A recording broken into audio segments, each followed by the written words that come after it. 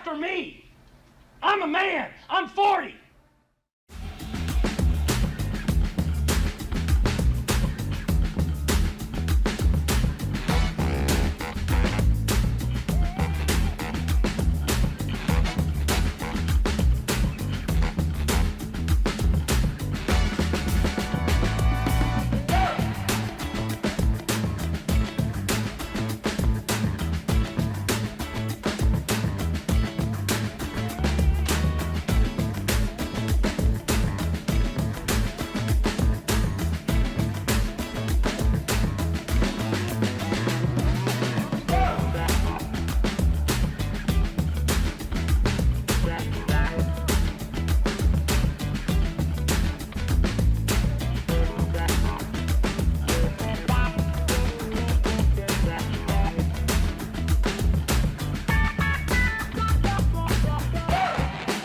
Hey, what's up, everybody? Welcome into a brand new episode of Moving the Goalposts. I'm Nick DiMartino. I am here with Liam Barwick. Yeah, it was weird that I did it that way. Yeah. I'm asking you to fill in the blank. That was a bad intro. Okay, so welcome into Moving the Goalposts. Make sure to subscribe on to the Empty the Bench podcast network, youtube.com/ETB network. And you can follow the Empty the Bench network on all your social media, Twitter, Facebook, Instagram, and TikTok at ETB Network. And you can follow the show, Moving the Goalposts, on social media. You could follow us at MTGP ETB on Facebook, Twitter, Instagram, and TikTok. And you could get Empty the Bench podcasts on etbpodcast.com. And you could listen to us wherever you get your podcasts. And listen to Moving the Goalposts wherever you get your podcasts. And make sure to like and subscribe. And of course, Moving the Goalposts on the Empty the Bench network is presented by Wolf Spreads. Hold on a second. Are you looking to get involved in the action while rooting for your favorite team? Have you ever had a friendly debate on who can pick more games correctly? Does all this talk about parlays, lines, and over-unders make your head spin? And you want to learn more about the sports betting hoopla? Gamble with us and come check out Wolf Spreads. All NFL season, we've been running a sports betting competition completely free on the Wolf Spreads app. Here's how it works. Everybody gets 2,000 fantasy dollars, which is fake money, to bet on the action. Whoever can profit most with their $2,000 bankroll wins. And if you're not an NFL fan, don't worry. Wolf Spreads has competitions available for the NBA, MLB, NHL, college football, and college basketball. Put fantasy dollars on the over-under, the money line, or the spreads. Competing for bragging rights with your fellow players while having additional fun watching sports. And not risk losing your house in the process. Wolf Spreads. Sports betting for friends who love the action. All right. So now we can get into the show. All right, so this is episode 15, and this is the start of a slow week of sports. It is after NFL season. It's February. It's probably the second worst time for sports, but it's even worse than that because it's a bad time for sports, and it's freezing outside. So It's not like you can go to the beach or do anything. It kind of hits. It's tough to say goodbye to football season, but we do have NBA All-Star Weekend.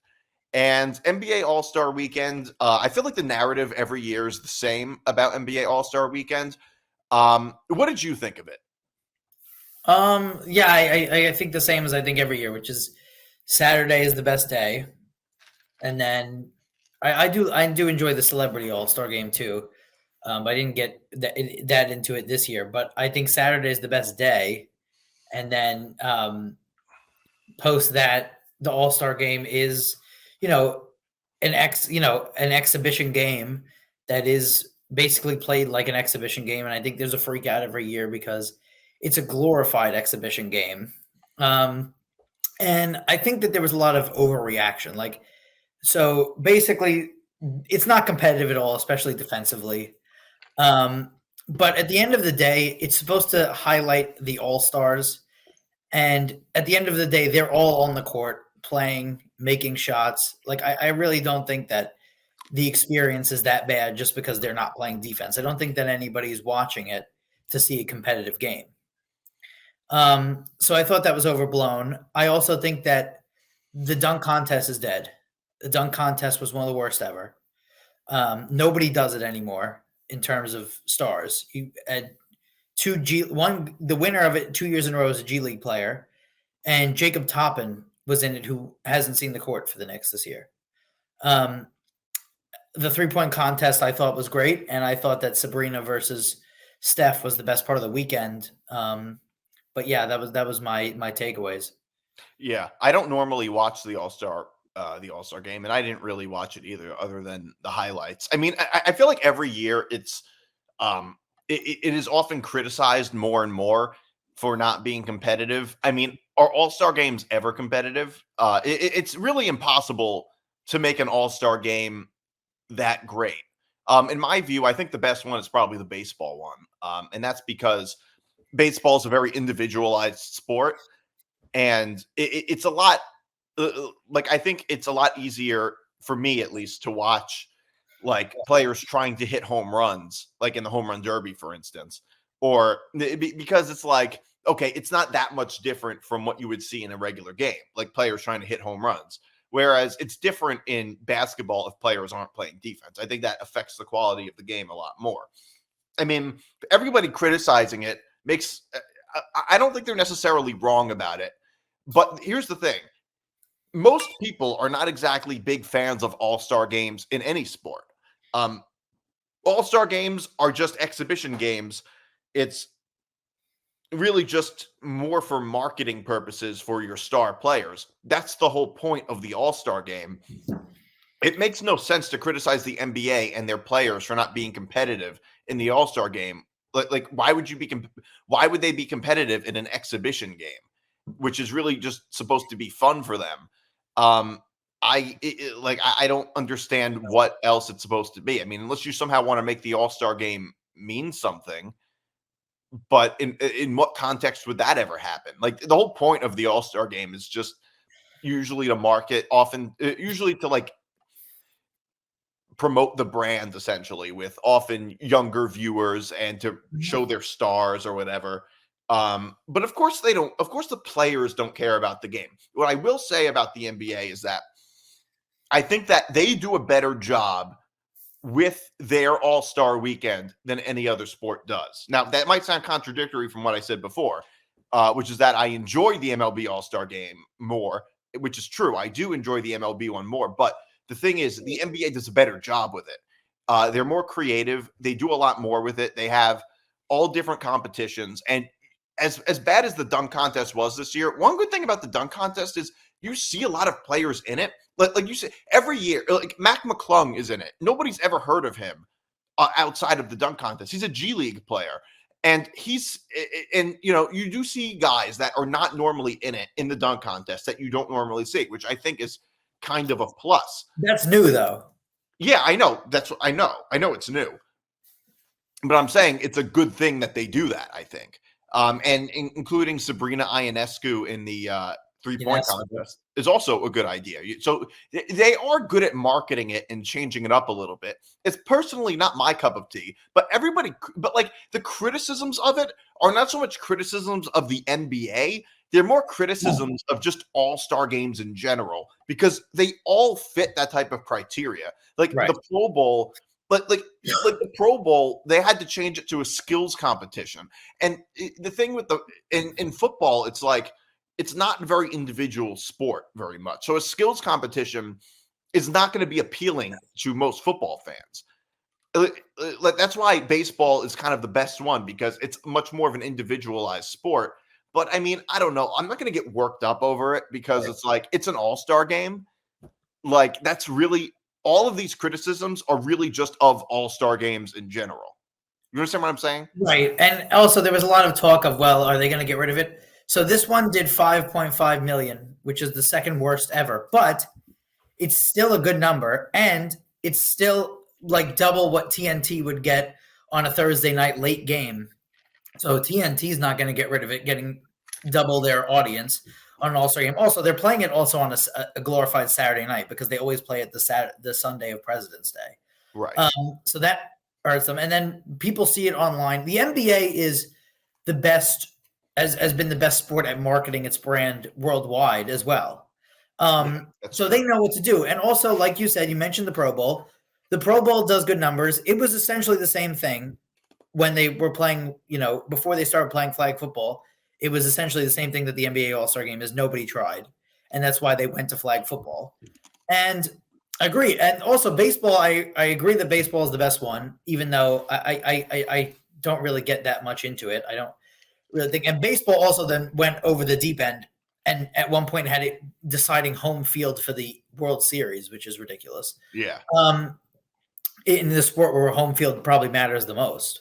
Baseball? Yeah, because of how the sport works. You get the last lick. But that's not really an advantage. That's just getting how is last licks an advantage? That's just getting your chance to bat. So you still get the last chance. But no, but that's still you just getting a chance to bat, though. Is that really an advantage? Either way, then baseball also, but then also they had a glorified exhibition, even though it was a real tournament in baseball last year, and one of the best closers tore his ACL jumping up and down. Edwin Diaz.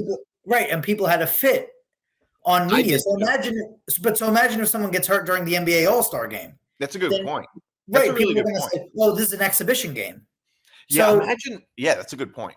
Right. So I don't see why try. And again, also I don't want to see I don't think that people who are there for the All-Star Game care. If you buy a ticket to an All-Star Game, I don't think you buy the ticket for a competitive game. You buy the ticket because you want to see Jokic and Luka and LeBron, all these guys on the same court. Right. That's why you buy it. Yeah, no, that's true. Well, of course they're not going to get rid of the All-Star Game because no sport would get rid of their All-Star Game. No sport does it. The only thing they ever do is maybe change it a little bit. But the NBA All-Star Game is not bad enough to the point where you would never where you would completely change it like the Pro Bowl. The Pro Bowl was so bad they had to change it to flag football. The NBA All-Star Game is just... This is akin to flag football. What? This is the basketball equivalent of flag football. What they're playing. It's like that, but it's like that. But what I'm saying is that they don't need to change it the way that the NFL had to change it to flag football, because at least a game which puts up what was it, almost 400 points or something like that, right, is at least entertaining to a degree. Correct. And I think a lot of it is also it's not just appealing to really hardcore sports fans. A lot of it is also just maybe people who are casual fans or often younger fans that right.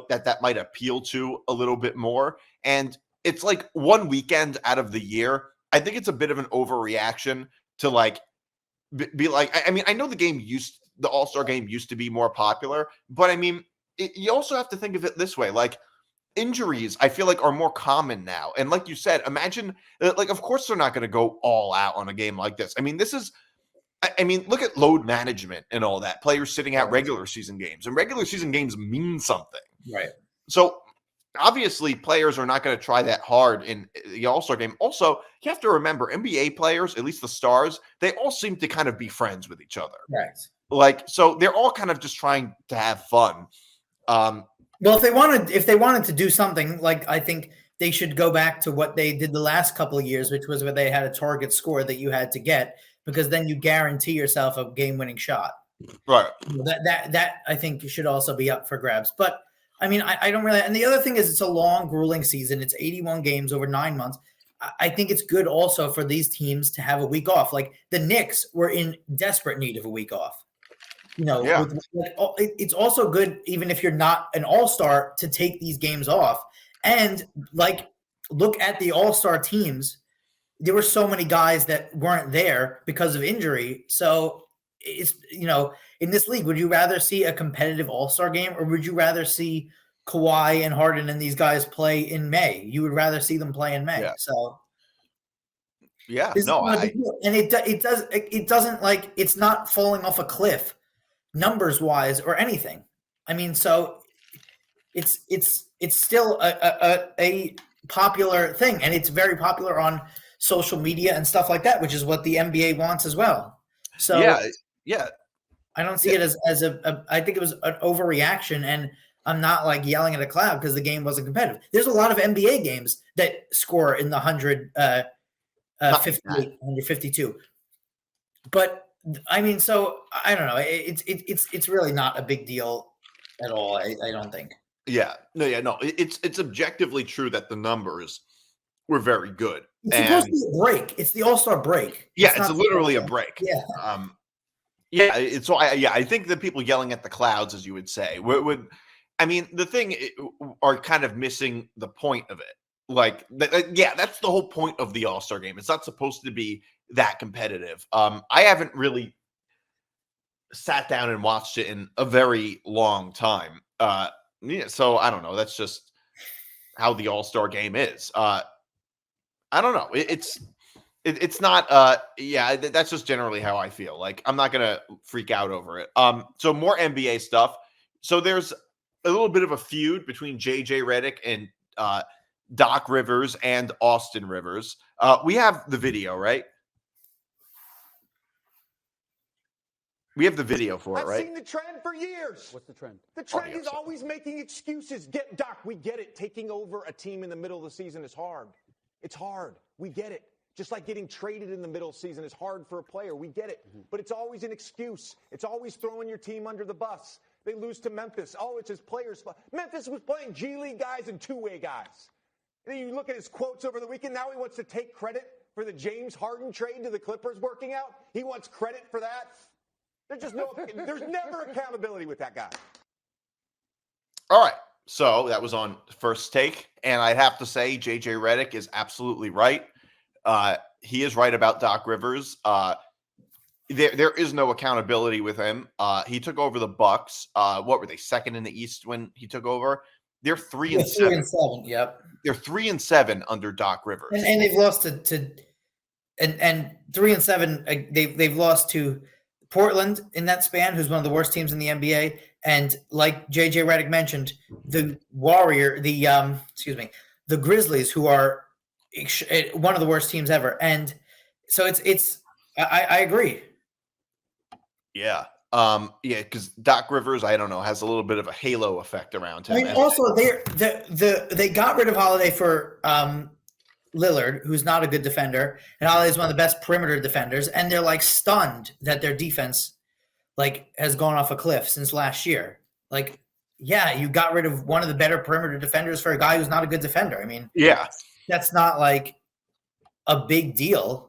Like, it's not a big mystery why your defense has gone down. And Lillard is really bad.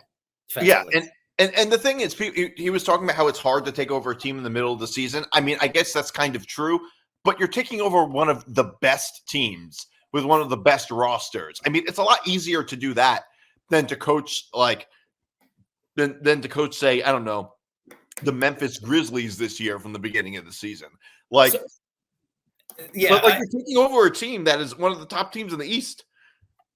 Well, yeah. So then also, in response to that, later on NBA Today, Austin Rivers said, in terms of accountability, your best years in the NBA, talking to JJ Redick, were when you played for him and the Clippers.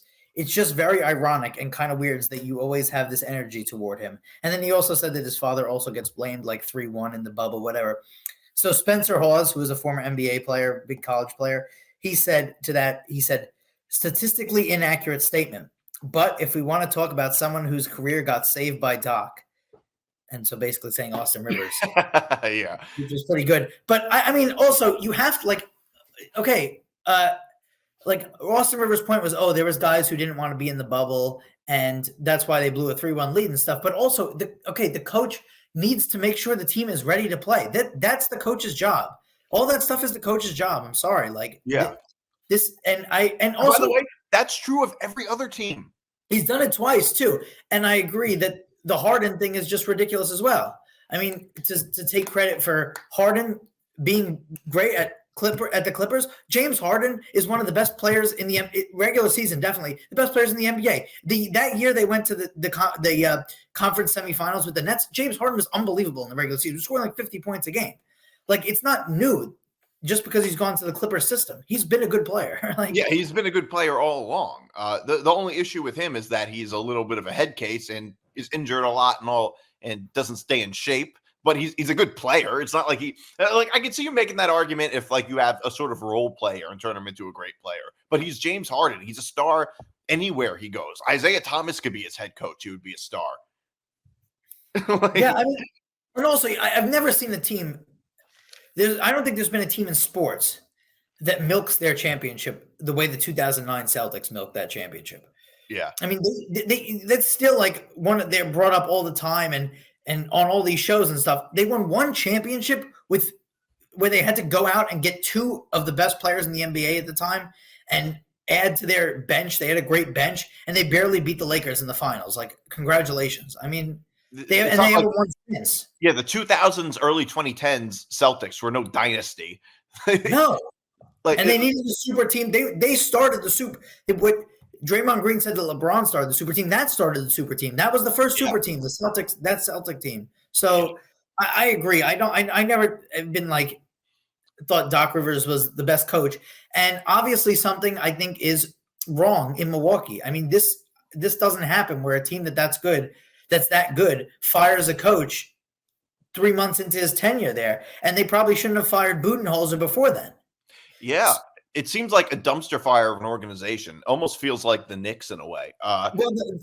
Yeah. But I mean, the thing is, though, it's like they fired their head coach in the middle of the season. The players were like, and you don't do that for no reason. I mean, they're like, you must really not like your head coach if you fire him in the middle of the season.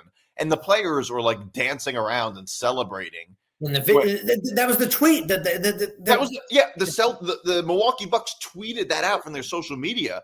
I don't know what goes on in the locker room, but maybe it turns out that you're better. But the thing is, you're better off with a head coach that the players don't like that much and winning games at least, than having a Doc Rivers as your head coach and you lose and you're just not a good team anymore. Like, you're better off with the head coach that maybe the players don't like that much. I don't know. Yeah, and I think this is going to tie in perfectly with our next subject about the Nets, because this is, the NBA is starting to become a little bit of a banana republic with the coaching and who's running the teams, who's really running the teams. It seems like the players are running the teams and not the GMs, especially when you have star players. Not that the Nets really have any star players. No, then what happened at the Nets was one of the biggest failures in the history of basketball. And I think that Kevin Durant made a mistake. I mean, I'm going to say this, whatever, but he made a mistake when he followed Kyrie to Brooklyn.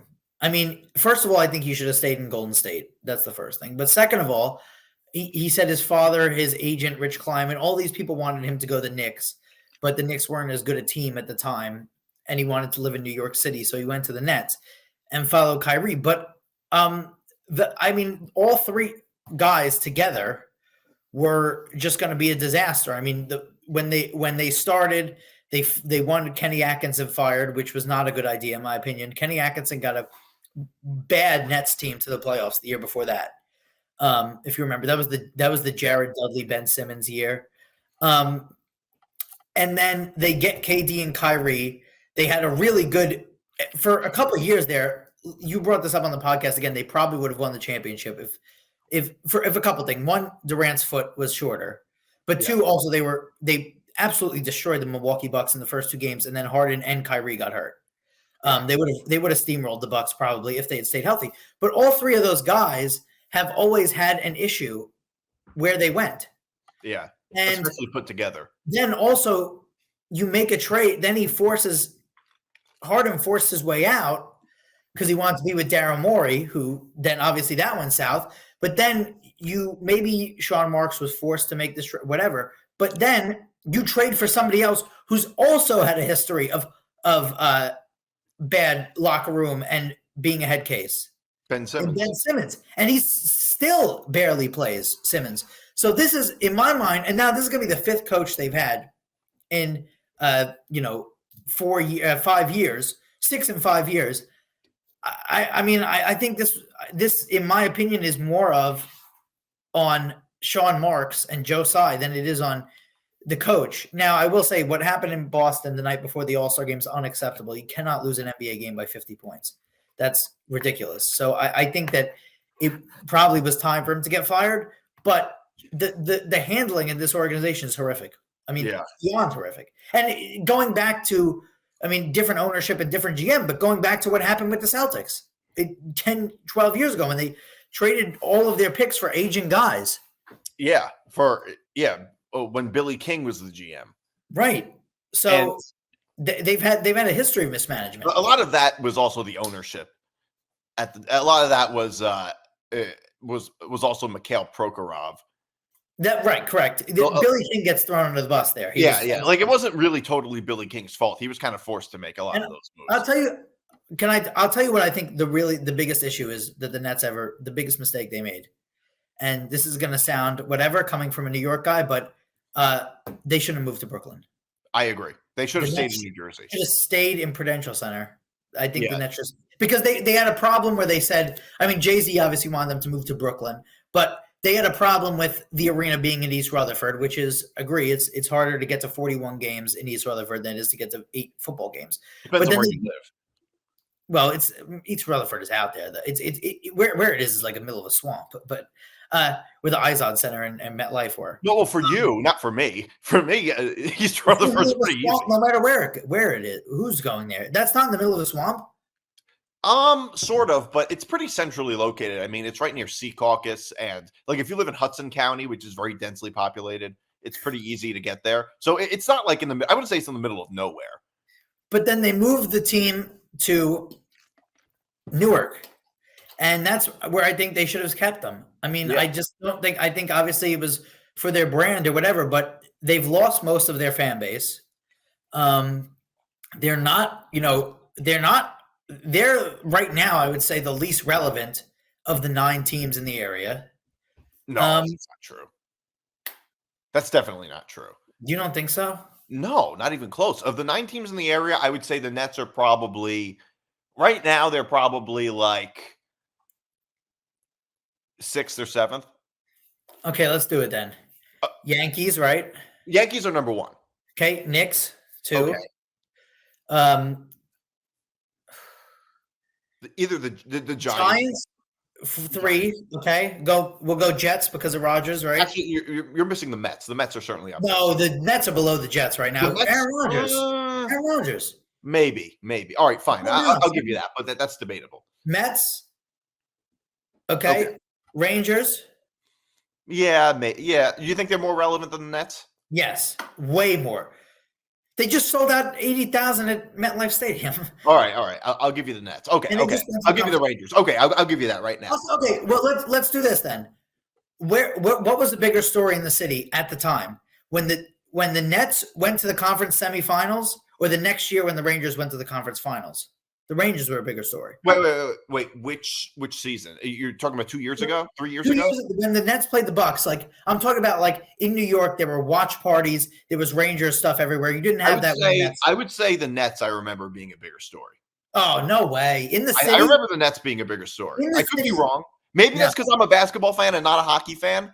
I remember the Nets being a bigger story. Now I will say the Nets and Rangers are both way below those other 5 teams in the New York area. But fine, I will give it to you. Maybe the Rangers are more relevant than the Nets, but they're definitely more relevant than the Islanders and Devils. Are the Devils ever talked about? No. The Devils are not a relevant team. The Devils are less relevant in the New York area than like football teams that are not in New York. Like the Los Angeles Rams are talked about on WFAN more than the Devils. I agree. But I don't think that the Nets are very talked about either, since they're not.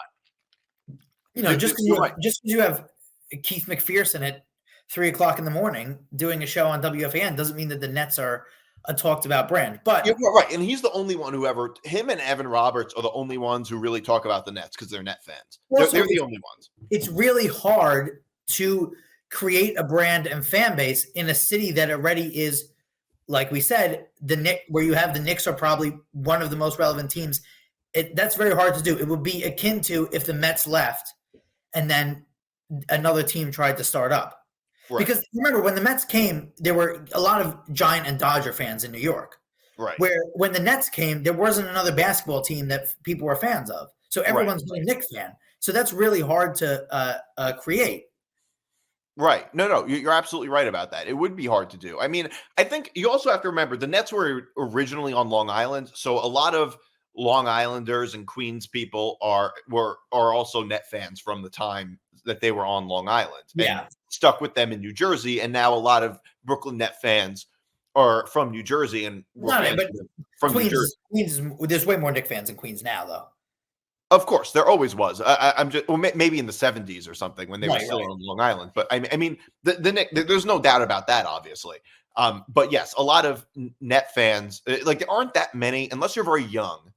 And there are some, like if you're like a young kid growing up and the Nets move to Brooklyn and you're from Brooklyn, you're likely going to be a Brooklyn Net fan.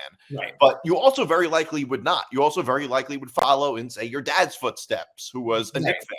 Like, so it's not an easy thing to do to move into that, to move into Brooklyn. Well, but so you could say though, then the attractiveness of the Brooklyn Nets to a KD or to a Kyrie is you get the experience of living in New York City and everything that comes with it without the pressure of being a Knick or being a Met.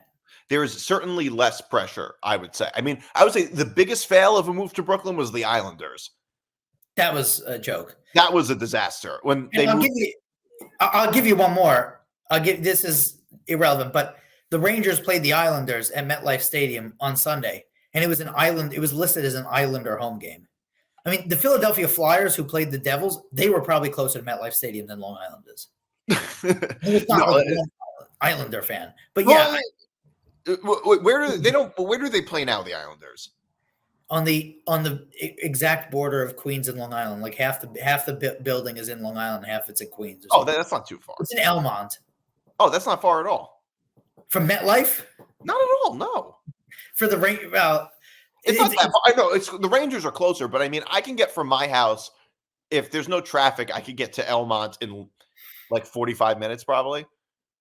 I mean, but then the traffic going to the game. But yeah, I mean, I agree. But I just think, yes, an attractiveness of the Nets would be that you're playing in New York. You are in New York. It's Brooklyn is a cool brand, and then you're losing that pressure. Yeah, no, that's absolutely true. But also the fact that his friend was there, Kyrie, and then James, and then to piggyback on him, James Harden. Now, I understand what you're saying about Durant wanting to go to the Nets instead of the Knicks. It also makes a certain amount of sense if at the time he was going to be on a better team and have less pressure on him than going to the Knicks. What I'll say also is that, though, you have to look at it from the Nets' perspective also, which is that they kind of had to make the move. I mean, they basically built a super team that was good enough to become a dynasty. They didn't become one. But I mean, from the perspective at the time, you have to understand that, like, look how good they could have been. And the only reason was because of all of the off the court things that happened. A big part of it was Kyrie, not the whole like vaccine thing with Kyrie and James Harden, not wanting to put up with any level of like adversity at all. Correct. So, but if they had said, I agree that they should have, I absolutely agree they should have made every move. But you also have to say to an employee at some point, you have a contract with us that you have to honor, and you cannot let them run the show. And they let them run the show. That was the mistake. Yeah. No, I totally agree. I totally agree, which, I mean, you don't see that very much in football unless it's Aaron Rodgers. And the precedent has been set in the NBA by every player that all I have to do is request a trade. The precedent's been set. Yeah. So, all I have to do is request a trade, and I can be traded, or just so I can get what I want. At least if you're a good enough player, right? And that's obviously going to be a big problem. I mean, LeBron is effectively a GM. Also, Kyrie, the stuff with the vaccine, got insane, like the time where he was sitting courtside but couldn't play on the Yeah, it made it was it was insane. But Kyrie also, I think, if the COVID didn't exist and stuff, would have found some other thing. True. For instance, before COVID, remember, he missed games without telling anybody because it was his sister's birthday and he was in Jersey. Like, and obviously he had incidents in Boston and Cleveland. So this wasn't, I think also the vaccine was also like just something that happened at the time, but something else would have happened. Right. No, I totally agree. I think something else would have happened. Although I don't know if it would have been, I don't know if it would have been to the degree that the vaccine problem was with him. But also I will say, like, something else happened where I don't know. I don't think it was the same one, but like, I think it may have been like the early in 2021 when he disappeared and he was seen on a Zoom call. Yeah, with like a local politician or something. That was in no, it was before then because it was during the governor election. So whenever that was 2018. Yeah, it was just weird No, but there was one later too. When he was on the Nets, not in 2018. He was on the Nets in 2018. Kyrie Irving was on the Nets in 2018. Oh, yeah, was he? Oh, okay. No, but this was later. I remember it was in 2021 or something. And he was and it was like seen on a Zoom call or something. Yeah. Like that. But the point is that you can't let it happen. Things have always happened. Like, he's just a weird person in a lot of ways, and all of this sort of bullshit happens with Kyrie. So something else likely would have happened. But also they would have had a chance had like it, even if it went really bad. But if it went a little bit less bad, they still likely would have at least won something. But also, you think that just because someone's an important thing to the organization, you think that if let's use, so you think that if Sean Hannity goes, missing at Fox or says, I'm going to go to Newsmax if this and that they're going to let him run, or you think they're going to get rid of him? At any other job, it doesn't matter how well of an employee you are, you're not really running the show. Here, they're running the show. Right. No, that's a very good point. At the end of the day, Sean Hannity has a contract with Fox, and just as Kyrie and KD have a contract with the Nets. Right. And they seem unwilling. And that's the problem, though. It's like, it doesn't happen in, like, you don't normally, like I said, you don't normally see that in other sports. You don't see that in baseball. I assume you don't see that in hockey. You don't hear about things about, I mean, like if a star player runs the show and says, I'm going to request a trade if this and this doesn't happen. And I think a big part of it is that athletes nowadays are often entitled, often from a young age. Well, it's starting to morph into football. It's starting to work its way into football now. It is morphing its way into football, but the truth is, a player in football will never have as much leverage as a player in basketball. Well, because also one player is not as important to a whole team as they are in basketball. Because I mean, the thing is, in basketball, if you're the last player on the bench, you're not like even if let's say for example, Mitchell Robinson demands a trade if this particular thing, if X doesn't happen for the Knicks, I don't think the Knicks would care that much. Even if Mitchell Robinson, he's a pretty good player, right? So it's really, you have to be good enough to the point where you can run the show as an NBA player. But the thing is that players are players. They should not be running the show. That's why they're not GMs. That's why they're players. Like, that's why we pay the GM. So, because when players, I mean, LeBron is effectively a GM, and he's a horrible GM. Like Aaron Rodgers is being a GM for the Jets, and he is not a good GM either, it seems like. So, like, maybe star players shouldn't run the show, and they should be a little bit more humble. Correct. Like, that's one thing about college. That never happens in college. Players don't run the show in college. Even though now you've got guys who will leave at the whim now in college, but but it's still not like that to the extent that it is in the NBA.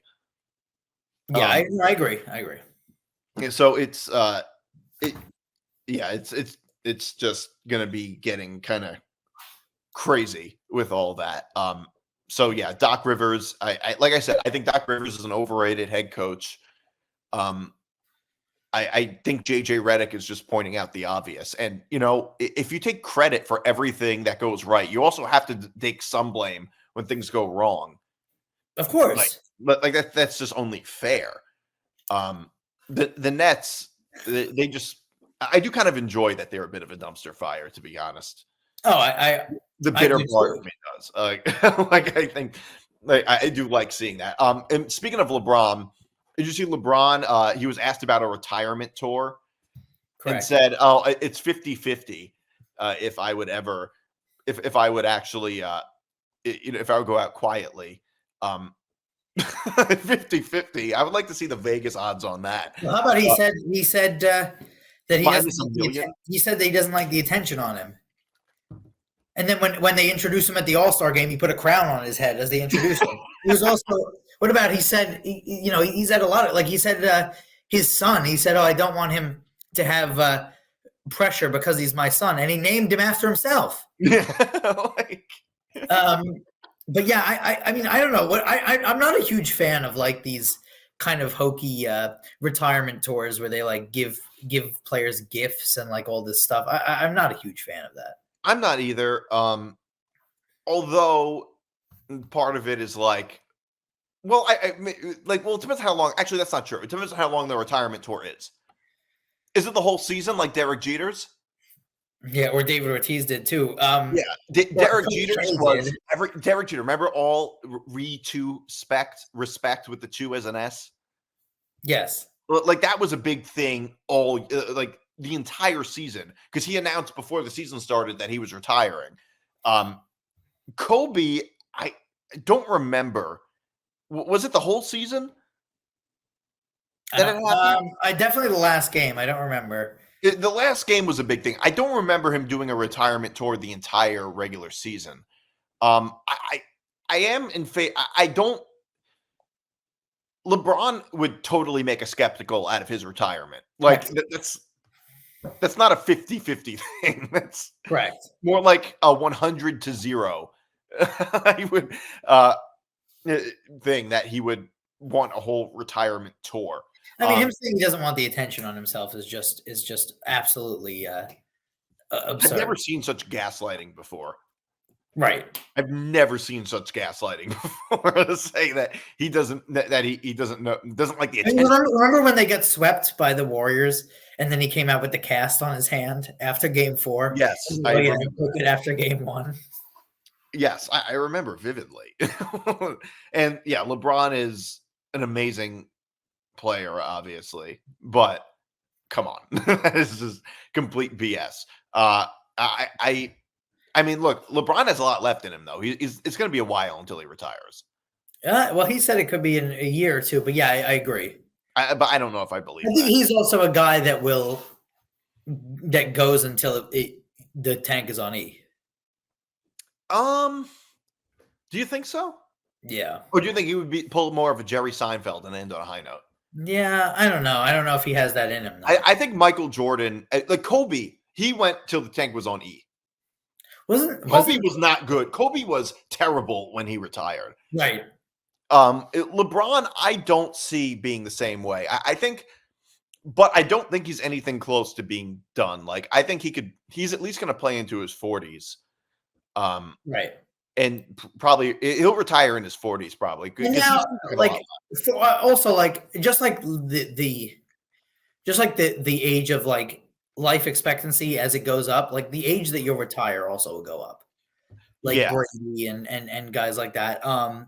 But Brady also played till it was on E. I mean, Brady was bad. Yeah, although when he retired, he did. Although when he retired, he was one of the best in the league. Not as good as he was before, but he had a good season when he retired the first time. The first time, yeah. That's what I mean. The first time, and then afterwards, it was when he was going through the divorce. He did a Francesa. Pretty much. He retired and came back. Right. Well, and then also like ended on a worse note. Like Francesa just kind of like ended when he had right. But Francesa had. First of all, it is so obnoxious. But at least Brady didn't have a retirement tour. Francesa had a whole retirement tour like a professional athlete would, and then came back. There is nothing worse than having a whole tour for yourself, getting the studio named after you, and then going back, literally doing a show in the studio named after you. I can't imagine ever doing that personally. Like, no, he did also basically like he did a Jay Leno, which is when Jay Leno left the Tonight Show and then took it back like from Conan O'Brien like 6 months later. He did the same thing because somebody took his slot and he just completely fucked them because then they moved that show to a not a good time slot, like 1 to 3, and it was just he doomed that show from the start. But what he did though would be like if an athlete retired and then they named the arena after that athlete, and then they go back and play in the court in the arena named after you. Like, that's how absurd it was. Still better than the Heat playing in the FTX arena for a season, but it would be bad. Wasn't Seinfeld, by the way, offered 100? I think he was offered $100 million to do a 10th season. He was, and he didn't take it because he wanted to end on a high note. And I don't think this applies to athletes. Larry David left 2 seasons before as well. Yeah, so the show went a little bit downhill after Larry David left. But I mean, comedy is like you don't like a TV show. You don't want the show to go sour. Many have it. So many. The Office did it. Friends went sour. Friends did it. Friends went on way too long. How I Met Your Mother did it. Yeah, and I will say also, I think that it's also like popular to be like, oh, the Seinfeld finale sucked. I mean, it's hard to do it like that, but also I kind of liked it. Like they brought back all these characters from old episodes. Right, but it wasn't as bad as people said it was. The Seinfeld finale. I think some of it was good. I think the whole they go to jail thing was a really dumb plot line. Like they go to prison. Well, but the start of the plot line was that that their pilot was going to get picked up again and they were going to move to LA and stuff and be successful. Like I feel like that would have been so out of line with how the show had went. Right, that's true. More plausible to have them go to jail. I think a good thing would have been like if the pilot had been canceled for a really silly reason. Right. And then they moved to LA and everything, and then everything just ended like that. Or even the way like The Sopranos ended, where it's like you don't know. Best ending, yes. That might be the best ending, where you don't know what's going to happen. It might not be the best ending for a comedy show, but like I think that's also a really good way to end a show, which is just like you don't know what's going to happen. But like putting them in jail, I just think seems so. I just thought was a really. But I agree about. I mean, the other show, like I mean, Friends started to get really stupid. Yeah, it got really. He was dating Rachel, had a baby with. It was so stupid. It was really stupid. And The Office as well got really stupid, and so I agree that they went out on top, and I agree that is the best way to go. I mean, like the ideal would be the Peyton Manning, John Elway. You know that those would be the ideal retirement. But Peyton Manning didn't go out on top. But he did win a Super Bowl. He won a Super Bowl, but do you remember how bad Peyton Manning was? I agree. He was the worst quarterback to ever win a Super Bowl, probably. I agree, but ideally you would want to go out winning a Super Bowl. But I think that affected his legacy a lot, winning the second Super Bowl. I don't know. You don't think so? No. I'm not saying it should. I'm saying it did. No. You don't think people remember him differently winning 2 Super Bowls instead of 1? I think people do. No. I think people, and I don't think it matters that much that he won a second Super Bowl for him individually. But I think that sports fans, or at least American sports fans, are obsessed with 2 Super Bowls instead of 1 without any context. Well, you're saying in a positive way. Yes. Oh, yeah. No, I agree. I thought you were saying in a negative way because he was bad. No. I'm saying in a positive way. I think it helped his legacy a lot. With it's the perspective of sports fans. Like, I am not as obsessed with rings, especially for like a team sport when it comes to individual players, as other people are. I think I think there's a bit more nuance to it than that. But I think the public really cares that he won that second Super Bowl. Well, I'll give you an individual one that you're going to scoff at that I think is an overrated. Novak Djokovic. I mean, okay, you've won 90% of his titles at the Australian Open, which is why does it matter though? Because that's the least one. Like, why does it matter which Open it's in? Nadal as well. 90% of his are on clay. I mean, but why does it matter if it's all? That's like criticizing Steph Curry because most of his points come from behind the 3-point line. Well, but yeah, I mean, I guess. I mean, what's the difference? The numbers are the numbers. Like it doesn't. Yeah. Like you could win 24 titles if you won all of them on the Australian Open. What does it matter? I mean, Pete Sampras, he didn't win anything on clay. You have him as the GOAT? Who? Djokovic. Yes, I have Djokovic as the GOAT. For a lot of different reasons. I mean, first of all, he has a winning record against Nadal and Federer. He's certainly the best hardcourt player of all time. He has the most titles and is going to win more. I would say Nadal is a second. I would say is kind of a close. You don't think that he also though benefited from the other three competitors having horrible injury history? Nadal, Federer, Nadal has a horrible injury history. Federer does not until he got old. Andy Murray's another one who would have competed. Andy Murray's another one, but Murray doesn't even like light a candle to those other three. No, because he was injured all the time, though. Right. But I mean, you could say the same thing. Federer and Nadal benefited from Murray being injured all the time too. Yeah, it's true. You could say that about either one. No, I mean, the thing is that if anything, I would say that his competition is probably, I mean, Federer's competition throughout his career was probably the easiest of all the big three because for a big part of his career, Nadal was not even around. When Djokovic came on the scene, he had Nadal and he had Federer. Federer initially had nobody. And Nadal was always injured like throughout his whole career. Like it's just the type of player that he is. And if you want to talk about somebody who went, and she's a legend, but if you want to talk about somebody who went till it was on E, Venus Williams has gone the needles past E and the needles broken off. Well, Serena Williams too. Well, but Serena Williams actually though competes in the Venus. Well, you have to remember Venus Williams had an autoimmune disease, and ever since then she wasn't the same. Right, but I'm saying though, she kept going and going. Yeah, and going. Yeah. No. So she didn't. They didn't take Jerry's advice of ending on a high note. No. I mean, like I said, professional athletes don't need to end on a high note. It's like I never understood why in baseball you have to be retired for 5 years to be in the Hall of Fame. Right. Apparently, the logic is, what if you come back and then you're not good enough? I mean, do players ever play themselves out of a Hall of Fame? No, the Baseball Hall of Fame. The Baseball Hall of Fame too is maybe the biggest joke in all of sports. I mean, if somebody had a quote, I wish I knew who it was, but whatever. They had a quote that if they kept all cheaters out of the Baseball Hall of Fame, it would be in a broom closet.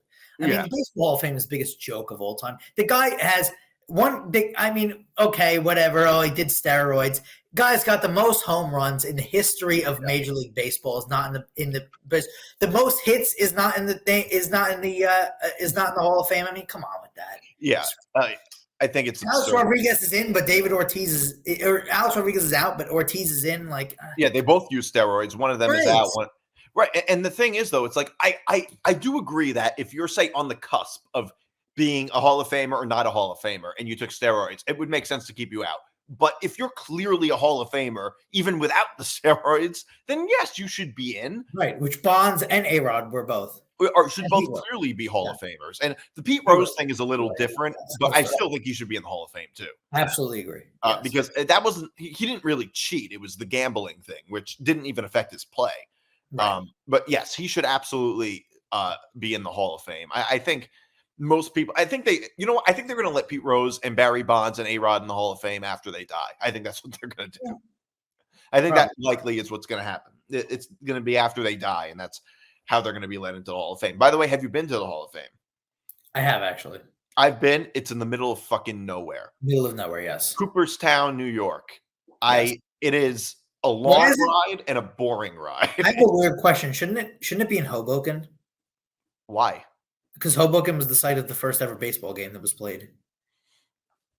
I guess there's no room in Hoboken. Yeah, true. They have too many bars. Yeah, they put a nightclub where it should have been. That's what they were doing. Mad Hatter in Hoboken is where. Yeah, but also, like, haven't you noticed Hall of Fames are like always in the middle of nowhere? Yeah, but also like some of them make sense. Like Springfield, Massachusetts is where basketball started, so that's why they put it there at Camp in Ohio. But yeah. All right, so I do want to talk a little bit about this Rick Pitino thing. By the way, doesn't Rick Pitino look a lot like Larry Boy from The Sopranos? Yes. Looks a lot like him. Okay, so he said we have the video, right? Yeah, we have the video, right? All right. Well, laterally, I don't think they're going to pick it up in next week. I think they're slow laterally. I mean, Sean Conway gives you everything he can. He's slow laterally. About 5 guys are slow laterally. Even the Celtics, when we lost, I've enjoyed every minute being the Boston Celtic coach. Didn't like the fact that we lost in that following year, but this has been the most unenjoyable experience I've had since I've been coaching. Do you have any second thoughts of taking this job? No, not at all. It's not St. John's. It's my team. I think they're very respectful. They hear, but they don't listen. It's taken me a month to get them to throw bounce passes. Actually, 2 months to throw bounce passes. Just thinking of getting ready for Georgetown, because Georgetown could definitely beat us. Okay, that was my first time seeing the video, by the way. I heard about it, but I didn't actually see it. Throwing your players under the bus publicly as a head coach is a really bad idea. We would imagine if like somebody like LeBron did that, talking about his teammates, he would get killed for it. So my only response is, like, the only reasonable response to that would be that's a total asshole move. And I mean, they're kids. They're college kids, basically. It looks ridiculous like, you're supposed to be a leader and you just throw them under the bus. It's like, well, he talks about how they don't listen or whatever but like, isn't that a reflection on you? You're the head coach. like that's not So exactly yeah, the point he thinks it is. I have a few things on this. Agreed. It's a reflection on him. So St. John's started really well, and they've completely fallen off the map. They've been horrible. They've, started good, and, whatever it is. But Pitino, you know, it's surprising. It's St. John's looked at the start of the year like they were going to be a for sure tournament team. They were 4-0 in the league, and they looked like they were going to be good, and now they've fallen off, which is surprising because you would think if somebody would know about load management, it would be Rick Pitino. But the thing that I have a problem with is that, like you said, he's the head coach. It's a reflection on him. Threw his players under the bus. Also, you put this roster together, Rick Pitino, through transfer portal, through whatever. This is, in my mind, a classic case of the game passing a coach by. So Rick Pitino is really good at developing a player. Billy Donovan would be an example. Developing a guy through 3 years, 4 years. Well, they don't play 3 years, 4 years at the same college anymore at all, in football or basketball. He just, in my mind, he had the comment a few months ago about they should have a salary cap in college basketball, how much the university can spend. In my mind, he's gotten to St. John's, and he's realizing that the game is different than it was when he was at Louisville, when he was at Kentucky. But this is ridiculous. I mean, I would feel horrible if I was a player on the team. I understand, like, JJ Reddick said this. Like, JJ Reddick said he always wanted to be coached and told when he was doing something wrong, but not at a press conference in public. This is so different than reprimanding a player at practice. He's doing it in public. Again, though, he put the roster together. But when you do it in public also, I mean, so say you're a recruit, and you why would you go to St. John's if you're a recruit? And this is what he's saying if something goes wrong. And just because there's a transfer portal doesn't mean you have to recruit. You have to recruit the guys in the transfer portal as well. Right. So this it doesn't make any sense. It's just stupid. Also, no coach, if you pay attention to college sports, there's never been a coach who comes to their first year at a school and is successful ever. Never. Or rarely. So it takes time. And okay, like maybe he thought he was going to get these guys in the transfer portal and they were immediately going to go. That was never going to happen. Especially in a program like St. John's, which hasn't been relevant in a long time. And he's in a really tough conference. Also, there are so many good teams. Marquette, UConn, Creighton. I mean, there's so many good teams in that conference. Like, St. John's was not up to the par. St. John's also hasn't won a NCAA tournament game in 23 years. I mean, so they're not like the St. John's that Lou Carnesecca was coaching. Right.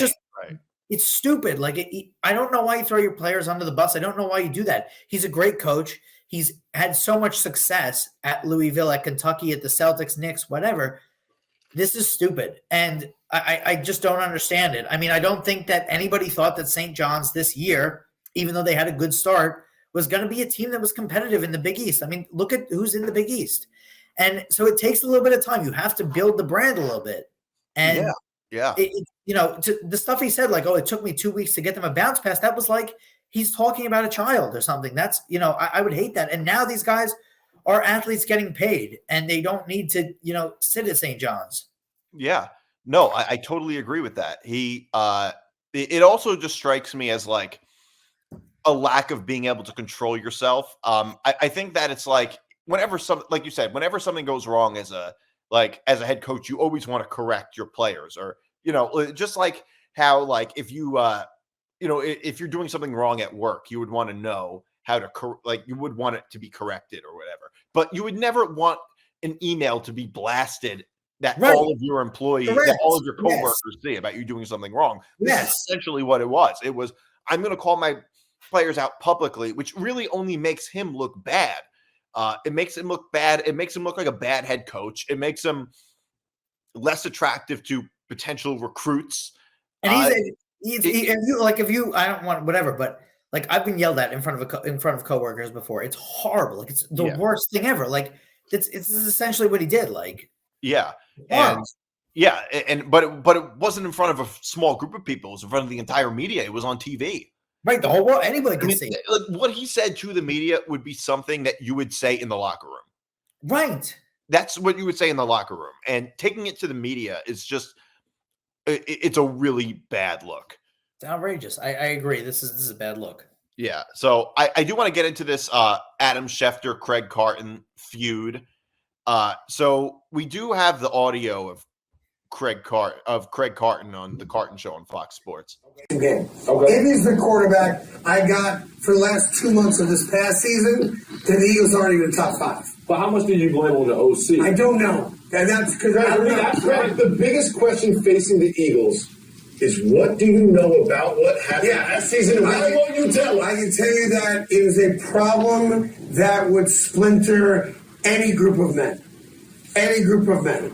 It is a real significant problem. Yeah, I know it cannot be fixed.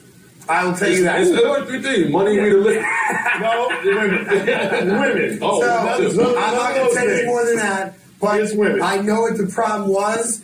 I know they're trying to fix it. And I don't think it can be fixed. So it would be very interesting to see if a high-profile player is no longer with the Eagles going into this season. And by the way, maybe he will be. But I'll be interested to see if he is.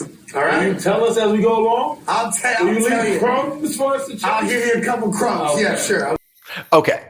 So Adam Schefter, Adam Schefter responded to it.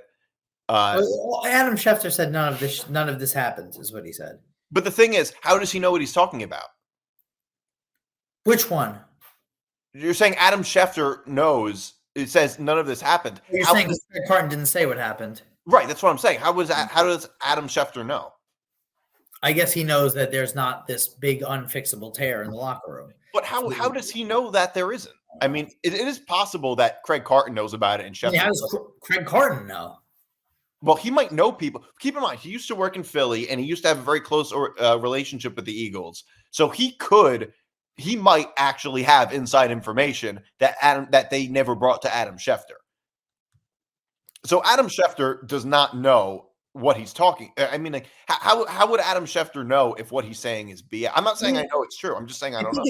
It's also at a time of the year where, like you said at the start of the show, it's slow sports, and I think it's also gets a lot of clicks and attention when you say, stuff that might not be, whether it's not true or whatever. It's a big headline, and that gets a lot of clicks, like what happened with Mike Tannenbaum this week or whatever. I think that, I don't know if this is true, but it certainly would benefit Carton to have a big story like this on his show, or have something that will get people talking. Right. No, I get that, but I don't think he made it up. I think he likely does have inside information, but also based on the downfall of the Eagles, that makes a lot of sense. I'm not saying I know it for a fact to be true, but if that happened with any team in the NFL this year, I would say it was probably the Eagles. Like, just look at how bad they were, how big of a downfall it was. Would that surprise you at all if that was the reason? No, of course not. Of course not. Like, I don't know if it had to do with a woman or anything like that. It could have, but it doesn't necessarily mean it had to.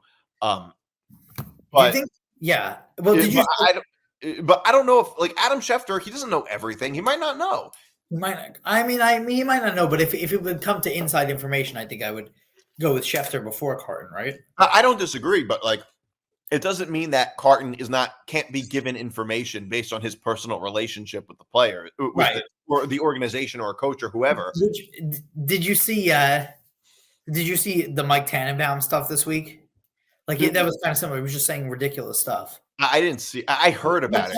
Mike Tannenbaum said one of the things he said was, "Oh, the Jets should get Russell Wilson to be Aaron Rodgers' backup." Does anyone want to tell him who the offensive coordinator of the Jets is? But yeah, I don't know. This is I mean, Craig Carton is also like Craig Carton is. I mean, even I'm a fan. You're a fan, but he is a shock jock, definitely correct. He is. But just because he's a shock jock doesn't mean he's lying. Correct, of course. But I wouldn't be surprised if this was maybe or maybe it's something that he heard and it's exaggerated or something. Right. Like that. It could be. It could be, but he can't say. He can't say for sure. Yeah. Who was the guy that he was on? Who was the guy that he was on the air with in Philly that fell asleep? Oh, I forget the guy's name. This is like a famous player who was on the air with in Philly. He was a former athlete, I think. Yeah, it was. But yeah, I mean, this is also like a very downtime in the NFL thing to happen. Yeah, like, there's not a lot of stories, and then you have like this feud. And Craig Carton also would relish a feud with anybody. Yeah, he would love that. He's not back away from feuds with anybody, although he's not. I mean, not as much as he used to. I would say when he was on the radio. On the radio, he was feuding with everybody. He was feuding for often silly reasons. Correct. uh, I definitely understand why he went off the radio. If you saw his schedule that he had to keep when he was doing the radio and the TV show. Right. I don't know how anybody does that. Which, by the way, if you're working like a regular job, you might be able to do depending on what it is, because not every job requires an exorbitant amount of energy. Doing this show for me requires more energy than going to work. Right. Like I don't need to be in, but like for this show, I need more energy than when I go to work or whatever. I think, but to do a TV show and a radio show requires a lot of energy and a lot more physical exertion than you think it does. So that is very difficult. Yeah. No, I agree. Yeah. Yeah. I mean, I would say he's probably like my gut is telling me he's not lying, and it is possible. By the way, it is possible that Schefter might want that story to not get out, or that he wanted to report it first, or that he wanted to report it first, or that he wasn't told about it. He could not, like, he doesn't know everything. Like he could have not been told about it. Okay, so there's this one thing I want to get to. What is this? The viral leg stretches video in the gym. Yeah, do we have a video of it, or we don't have a video? I don't think so. We don't have a video. Okay. But if you saw this video, the woman was the girl who was with the medicine ball. Yeah, she was stretching with the medicine ball, and the guy came up to her and slapped the phone out. Yeah, and he was basically saying like she was doing a sexual move or whatever for the camera, and I think she might have been slapped the phone down. But okay, but this is what I'll say: when you go to the gym, worry about yourself. Don't worry about what someone else is doing. Right. I don't worry about what someone else is doing. Yeah. And by the way, I saw the video and it took me a while. I thought like, wait, what is he so mad about? It took me a while to like really, because I saw that she's like an OnlyFans girl, I think. Right. And posts a lot of things like that. It took me many, many takes to say, oh, that's what he's mad about. It looks like she's riding a dick. But what does it matter to him? Right, exactly. But also it's like, that is such an over the top reaction when like she's not even bothering you. I think that now there is often like a lot of animosity towards people who film themselves in the gym. Right. And I think some people who film themselves in the gym are very rude. But I think a lot of the animosity is just, it's similar to like the Taylor Swift animosity, which is just very silly. Right. And I don't like, I would hate if someone's like, oh, I hate that this person got in the way of my camera when I'm filming it. But if they're not doing that, then like I don't really you're in a public gym. like there was a video there was a video where someone was like taking a video of their back, so they had their shirt off, and someone was like, another gym goer was like telling them to put their shirt on and stuff. It's like if I see someone and I go to Planet Fitness, which is you see some things in Planet Fitness. I mean, Planet Fitness. There's a Planet Fitness I've been to. I won't say where it is, so whatever. But there's a Planet Fitness I've been to, and I used to go late at night. We both work nights, so I used to go late at night, and people used to sleep in the Planet Fitness. Like people used to put the mats down and sleep in the Planet Fitness. Anyway, but you see people without their shirt on sometimes in the gym, and you'd be like, okay, like that's a little weird, whatever. But I'm not gonna go up to somebody like it doesn't. I'm gonna worry about what I'm working on. That gym, they allow it. Right, but also like I'm gonna worry about what I'm working on. The reason you're in the gym should be to worry about yourself, what you're working on, this, that, and the other. I don't care about other people. In fact, I'll very seldom like really get that deep into what other people are doing. I'll see other people there, but I won't like get that deep into it unless you're going to use a machine. Right. And the thing is, though, it's like you might look. I mean, like it kind of looked like it a little bit. It really made no sense. And it's like just walking over there and like yelling at somebody for something like that just seems so stupid. It seems stupid, and it's I mean, it's like incel behavior. Like it's just stupid. Like you're worrying about like what another person's doing. And like, I mean, if somebody is doing something like to actively, like for instance, I've told you about this, but like I was at the gym one time at like 5 o'clock, which is an insane time to go to the gym. It's there's not a spare space in the gym, but this guy was working out and was like, took like 5 different sets of dumbbells. Because he was, but that's like really inconsiderate at that time. Right. That's like if somebody's saying like, okay, like you're affecting other people in the gym when you do that. But if you're doing something, taking a video of yourself, whatever, like even if she was doing that, I don't know whether she was doing the shredder, whatever she was doing, even if she was doing that, it wasn't that blatant. Even if she was, it wasn't really that blatant. It wasn't blatant, and it doesn't affect anybody else in the gym. Yeah. I don't see why it even matters. And like I don't know, there's too much. I agree. Like the gym stuff has gone like crazy. Like there are people who film. The worst people are like the people who film and like try and make fun of other people at the gym. Yeah. Like that's aggressive. But yeah, it's stupid. Like anyone who's in the gym is like bettering themselves. Yeah. But I agree. Like you shouldn't. You should just worry about yourself. Worry about whatever you want to do, and unless someone's like taking up taking up something that's going on, then I think that it's just ridiculous to approach somebody like that at the gym. Yeah, no, we totally agree. Okay, so thanks for coming on. Thanks for watching or listening, everybody. We'll be back next week. This is Moving the Goalposts.